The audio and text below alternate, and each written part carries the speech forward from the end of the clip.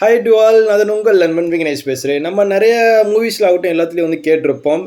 கல்யாணத்துக்கு அப்புறம் நிறைய பேர் என்ன சொல்லுவாங்களா, என் ஒய்ஃப் வந்து என் இன்னொரு அம்மா, அவள் என் அம்மா மாதிரி பார்த்துக்கிறா அப்படின்னு சொல்லி நிறைய இடத்துல நம்ம கேட்டிருப்போம், செஞ்சுருப்போம். நான் இங்கே ஒரு நியூஸ் வந்து நான் கேள்விப்பட்டேன். அந்த நியூஸை கேட்டு நீங்களே ரொம்ப ஷாக்கிங்காக இருவீங்க. என்னென்னு பார்த்தோம்னா, ஒரு பையன் ரொம்ப சின்சியர் லவ் பண்ணிட்டு இருக்கான். ஆனால் கடைசியாக அந்த பொண்ணு வந்து அந்த பையனுக்கு அம்மாவாகியிருக்கா அப்படின்னு ஒரு விஷயம் வந்து ஸ்ப்ரெட் ஆகிட்டு இருக்கு. என்ன அம்மாவா அப்படின்னு நீங்கள் கேட்பீங்க. ஆமாங்க, சைனாவில் வந்து ஒரு பையன் வந்து ரொம்ப சின்சியராக லவ் பண்ணிட்டு இருக்கான். அதுக்கப்புறம் வந்து சில சில சண்டைகள் வரும்போது அந்த லவ் வந்து பிரேக்கப் ஆயிருக்கு. யாருனாலும் பார்த்துக்கோங்க, அவங்க அப்பாவோட அட்வைஸை கேட்டு அந்த லவ் பிரேக்கப் ஆயிருக்கு.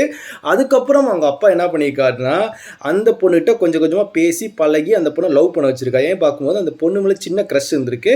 அதுக்கப்புறம் அந்த பொண்ணை மேரேஜ் பண்ணி வீட்டுக்கு கூட்டிகிட்டு வராரு. இதை பார்க்கும்போது அந்த பையனுக்கு ஆச்சு ஷாக்கு, அவனுக்கு வந்துச்சு ஹார்ட் அட்டாக்கு. சீரியஸாக சொல்கிறேன், இந்த நியூஸ் இன்னைக்கு காலையில் தான் கேட்டேன். எனக்கு கேட்கும்போது எனக்கே சிரிப்பாயிருச்சு. நான் பையனோட நிலைமை பார்க்கும்போது ரொம்ப ரொம்ப பாவமாக இருந்துச்சு. அவங்க அப்பாவுக்கு ஒரே ஆனந்தம் தான் எனக்கு தெரிஞ்சு.